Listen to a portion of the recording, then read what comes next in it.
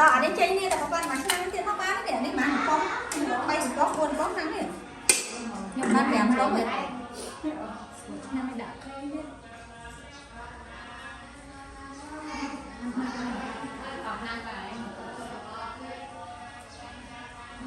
Sợ đi tránh nhá.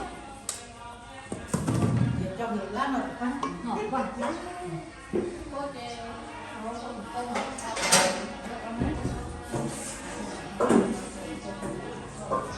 Đi cùng nhau bỏ cái này luôn hả?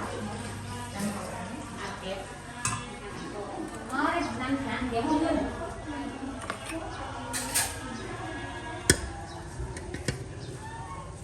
Thì mình bỏ vào.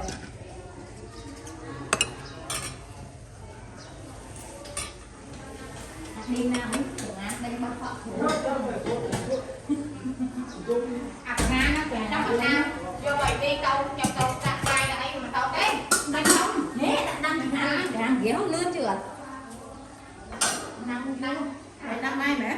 Năm mai. Đi năm con của lươn đó. Của đây. Cây, năm con đây. Năm con của. Năm con lùi du. Đây bị lươn đấy. Trong bộ lục hành thời lỗ hùng đúng chắc chắn một lục hành hay là hôn rồi đấy cái lục hành hai mà cái khách chả quá là ăn đăng mãn vậy thì đang sang bên đây bay con mà nữa đi ấy chắc mà là con chắc chính là khách sang ăn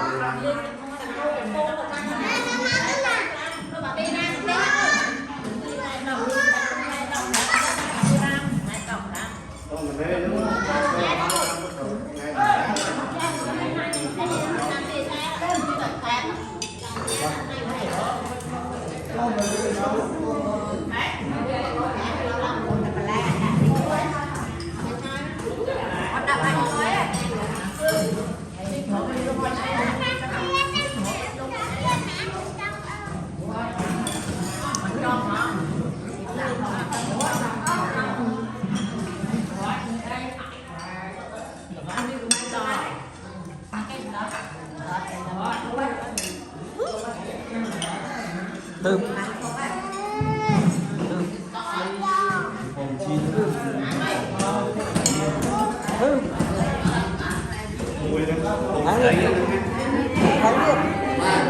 Và hàng liên quan lơ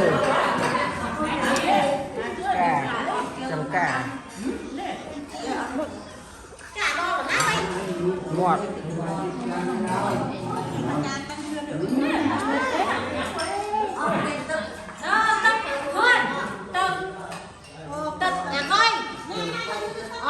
vậy vậy không uống tất cả hết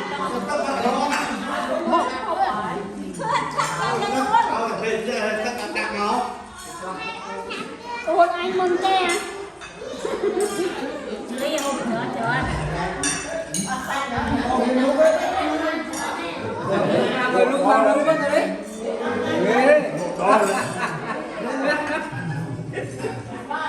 đúng rồi.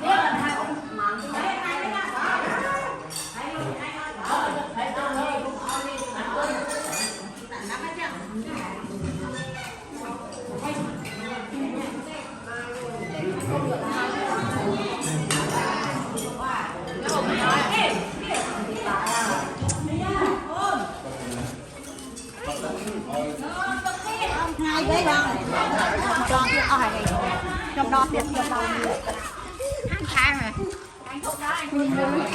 trâu nữa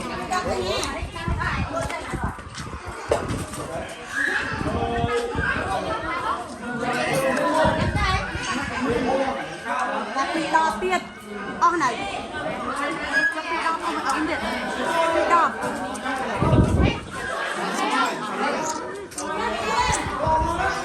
không rồi không mũiទឹកơi